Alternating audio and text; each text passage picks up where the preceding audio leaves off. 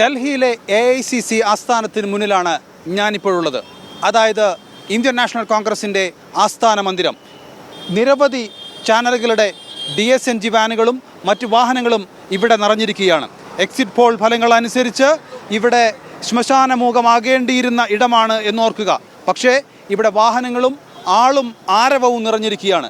AICC ഓഫീസിൻ്റെ അകത്ത് ആരൊക്കെയുണ്ട്, എന്തൊക്കെയാണ് അവിടെ നടക്കുന്നത് എന്നുകൂടി നമുക്ക് നോക്കാം. 2019 ഇതായിരുന്നില്ല അവസ്ഥ. അന്ന് ഫലം വന്ന ശേഷം ഇവിടെ ആളുണ്ടായിരുന്നില്ല, ആരവമുണ്ടായിരുന്നില്ല, ഒരു പൂച്ചക്കുട്ടി പോലും ഉണ്ടായിരുന്നില്ല എന്നുള്ള അവസ്ഥയായിരുന്നു. പക്ഷേ ഇന്ന് കാണൂ, ഇവിടെ നിരവധി ആളുകളാണ് തിരഞ്ഞെടുപ്പ് ഫലം വരുന്നതിനനുസരിച്ച് ഇങ്ങോട്ടേക്ക് ഒഴുകിക്കൊണ്ടിരിക്കുന്നത്. കോൺഗ്രസിൻ്റെ പതാകയുണ്ട്, സോണിയാഗാന്ധിയുടെ പടം വെച്ചുള്ള പതാകയുണ്ട്, രാഹുൽ ഗാന്ധിയുടെ പടം വെച്ചുള്ള പതാകയുണ്ട്.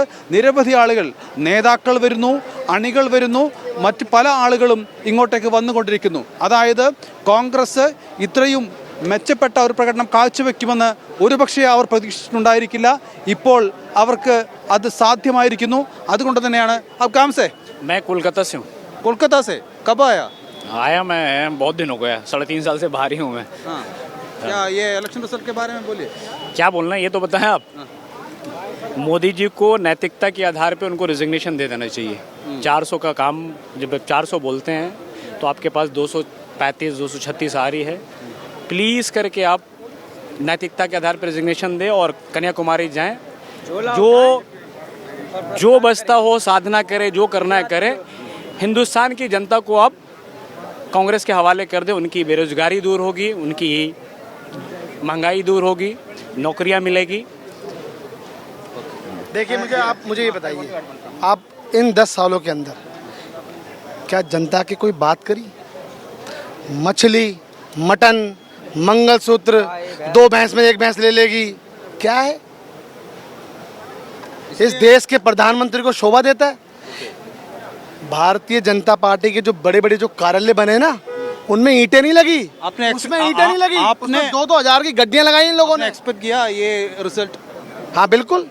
और मैं आपको बता दूं, सरकार इंडिया गठबंधन की बनने जा रही है इस देश में। ये देखिए मौसम, आप देखिए मौसम, क्लाइमेट चेंज हो रहा है, बारिश आ रही है, क्या मतलब कैसे आप समझो। आपने बोले जो बायोलॉजिकल बेटा नहीं हूँ और मुझे परमात्मा ने भेजा हुआ है। ये जो लॉजिक था मोदी जी का, ये लॉजिक अभी कहाँ गया मुझे पता नहीं।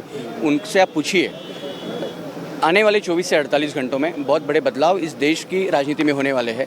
भारतीय जनता पार्टी में बहुत बड़ा भूकंप होने वाला है और जो भी उनके गठबंधन में, अलायंस में, एनडीए में जो भी उनके पार्टीज़ है, सहयोगी पार्टीज़ है, वो सभी लोग इंडिया के साथ आना चाहेंगे। और उसी के साथ बीजेपी में, भारतीय जनता पार्टी में जो 10 साल में नहीं हुआ या उनके इतिहास में अब तक जो नहीं हुआ, वो विद्रोह अभी बीजेपी में होने वाला है। जो ओरिजिनल बीजेपी का मेंबर ऑफ पार्लियामेंट रहेगा, जो सांसद रहेगा, वो इस बार നിരവധി ആളുകൾ BJPക്കെതിരെ പറഞ്ഞുകൊണ്ടിരിക്കുന്ന അവരുടെ തോൽവിയുടെ കാരണങ്ങൾ അവർ നിരത്തിക്കൊണ്ടിരിക്കുകയാണ്.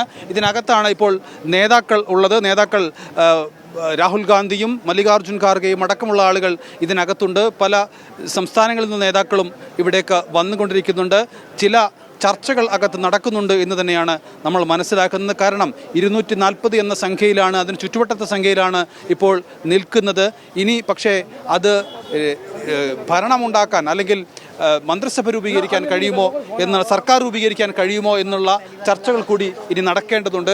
അതാണ് ഇനി വരാൻ പോകുന്ന ചർച്ചകളുടെ പ്രാധാന്യം. 5:30 രാഹുൽ ഗാന്ധിയും മല്ലികാർജുൻ ഖാർഗെയും വാർത്താ സമ്മേളനം വിളിച്ചിട്ടുണ്ട്. ആ വാർത്താ സമ്മേളനത്തിൽ ഒരുപക്ഷെ ഇക്കാര്യങ്ങളെക്കുറിച്ച് പറയാനുള്ള സാധ്യത നമ്മൾ കാണുന്നുണ്ട്. ഇവിടെയാണ് കൂടുതൽ ആളുകൾ തങ്ങി നിൽക്കുന്നത്. അതെ, നരേന്ദ്രമോദി ജാനേവാലേ എന്നൊക്കെ പറഞ്ഞുകൊണ്ടിരിക്കുന്നുണ്ട് ആളുകൾ. ഏതായാലും നിരവധി ആളുകൾ ഇവിടെ തടിച്ചുകൂടിയിട്ടുണ്ട്.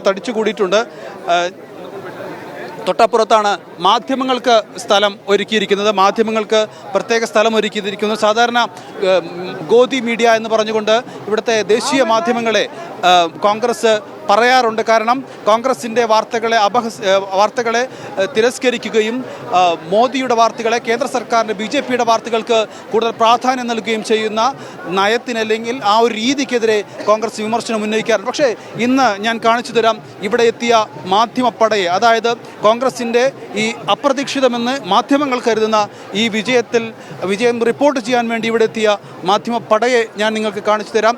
ഇത്രത്തോളം മാധ്യമങ്ങളാണ് ഇവിടെ തടിച്ചുകൊണ്ടിരിക്കുന്നത്. ഇത് ഈ ഇന്ത്യ മുന്നണിയുടെ ഈ ഇത്തരത്തിലുള്ള വിജയത്തെ റിപ്പോർട്ട് ചെയ്യുന്നതിന് വേണ്ടിയാണ് അവരൊക്കെ എത്തിയത്. ഇന്നലെ തന്നെ ഇതിൻ്റെ ഒരുക്കങ്ങളൊക്കെ തന്നെ നമ്മൾ റിപ്പോർട്ട് ചെയ്തിരുന്നു. കൂടുതൽ മാധ്യമപ്രവർത്തകർ ഇവിടേക്ക് എത്തിക്കൊണ്ടിരിക്കുകയാണ്. അതിൽ ദേശീയ മാധ്യമങ്ങളുണ്ട്, മലയാളമടക്കമുള്ള പ്രാദേശിക മാധ്യമങ്ങളുണ്ട്. എല്ലാവരും ഇവിടെ അവരുടെ സന്നാഹങ്ങളുമായി ഇവിടെ തയ്യാറാണ്. ഇനി ബാക്കിയുള്ളത് ആര് സർക്കാർ രൂപീകരിക്കും എന്നാണ് അറിയേണ്ടത്. കേന്ദ്ര സർക്കാർ, BJP സർക്കാർ അവർക്കെതിരെയുള്ള ജനവിധിയായി ഇതിനെ എല്ലാവരും കണക്കാക്കുന്നു. അതുകൊണ്ട് തന്നെ അവർക്ക് തുടരാൻ അർഹതയില്ല എന്ന് കോൺഗ്രസിൻ്റെ അണികളും നേതാക്കളും പറഞ്ഞുകൊണ്ടിരിക്കുന്നു. അവർക്ക് ഇനി പകരം ഒരു സർക്കാർ രൂപീകരിക്കാൻ തങ്ങൾക്ക് കഴിയുമോ എന്നുള്ള ചർച്ചകൾ ഇന്ത്യ മുന്നണി നടത്തിക്കൊണ്ടിരിക്കുകയും ചെയ്യുന്നു. ഇതൊക്കെ റിപ്പോർട്ട് ചെയ്യേണ്ട കാര്യം റിപ്പോർട്ട് ചെയ്യേണ്ടതുണ്ട്. അതിനുള്ള മാധ്യമപ്രവർത്തകരാണ് ഇവിടെ ഒത്തുകൂടിയിരിക്കുന്നത്. ഏതായാലും ഇതൊക്കെയാണ് ഇവിടുത്തെ ഒരു കാഴ്ച. ഇന്നത്തെ AICC ഓഫീസിലെ കാഴ്ച ഇതാണ്. നിരവധി ആളുകൾ ഇപ്പോഴും ഇങ്ങോട്ടേക്ക് വന്നുകൊണ്ടിരിക്കുകയാണ്. നിരവധി നേതാക്കൾ വന്നുകൊണ്ടിരിക്കുന്നു, മാധ്യമപ്രവർത്തകർ വന്നുകൊണ്ടിരിക്കുന്നു, അണികൾ വന്നുകൊണ്ടിരിക്കുന്നു. 5:30 മല്ലികാർജുൻ ഖാർഗെയും രാഹുൽ ഗാന്ധിയും ഇവിടെ വാർത്താസമ്മേളനം നടത്തും. വാർത്താസമ്മേളനത്തിൽ എന്താണ് കോൺഗ്രസിൻ്റെ ലക്ഷ്യം, എന്താണ് കോൺഗ്രസ് ഇനി ലക്ഷ്യം വെക്കുന്നത്, സർക്കാർ രൂപീകരിക്കാൻ വേണ്ടി ശ്രമിക്കുന്നുണ്ടോ, ഇന്ത്യ മുന്നണിയുടെ തീരുമാനം എന്താണ്, അതോ ഒരു മികച്ച പ്രതിപക്ഷമായി നിലകൊള്ളാനാണോ തീരുമാനിക്കുന്നത് എന്നൊക്കെ നമുക്ക് ഒരുപക്ഷെ മറുപടി ലഭിക്കുമെന്നാണ് പ്രതീക്ഷിക്കുന്നത്. ക്യാമറാമാൻ ജിജീഷിനൊപ്പം മുഹമ്മദ് നൗഫൽ, മീഡിയ 1, ഡൽഹി. എണ്ണിപ്പറയും ഓരോ വോട്ടും. June 4 media 1-നൊപ്പം.